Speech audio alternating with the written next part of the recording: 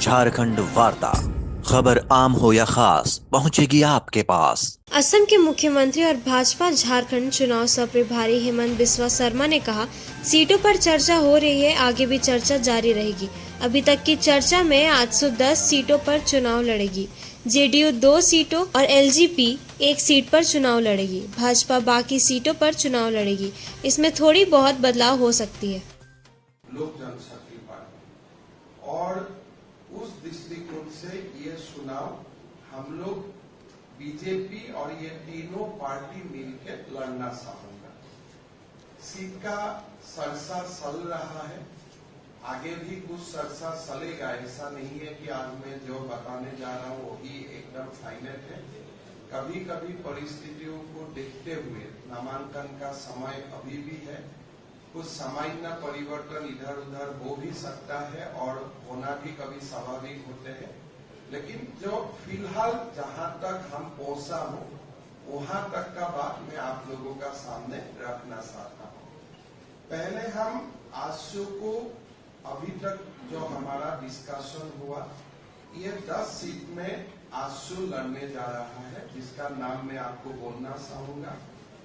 एक पहला सीट होगा सिल्ली, जहां से आशु लड़ेगा। रामगढ़ आशु लड़ेगा। गोमिया आशु लड़ेगा। ईसागढ़ आशु लड़ेगा।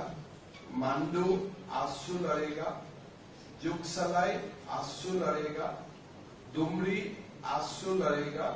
पाकुड़ आशु लड़ेगा। लोहारदगा आशु लड़ेगा। मनोहरपुर आशु लड़ेगा। सो अभी तक जो हमारा चर्चा हुए, इस हिसाब से ये 10 सीट आशु लड़ेगा और हम लोगों को अपेक्षा भी होगा कि आशु अपना उम्मीदवार यही 10 सीट में घोषित करे।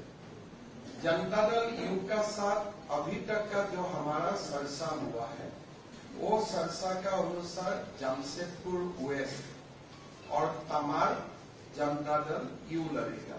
ये 2 सीट जनता दल यू लड़ेगा और हम निश्चित है कि जनता दल यू ही अपना पार्टी का नाम घोषित करेगा।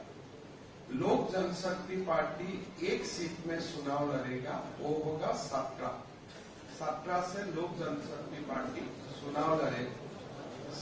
17 थोड़ा मेरा हिंदी कच्चा है और तो मैं आप लोगों को पहले बता, वो आसाम की टोन भी है वो। हाँ, तो वो सीट से लोक जनशक्ति पार्टी लड़ेगा और बाकी सीट में 1-2 सीट का एक भी सीट छोड़ के बाकी सीट में स्वाभाविक है भारतीय जनता पार्टी लड़ेगा।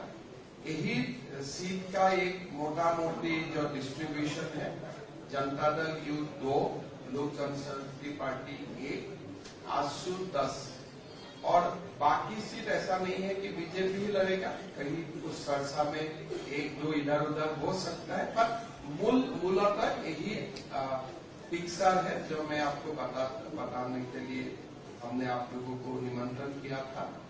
और मेरा लगता है कि अभी बाबूलाल जी और सुदेश जी दोनों को ये चुनाव का नेतृत्व लेना है और दोनों कैसे चुनाव को आगे बढ़ाएगा, दोनों आप लोगों का सामने पेश करेगा। मैं बाबूलाल जी को निमंत्रण करता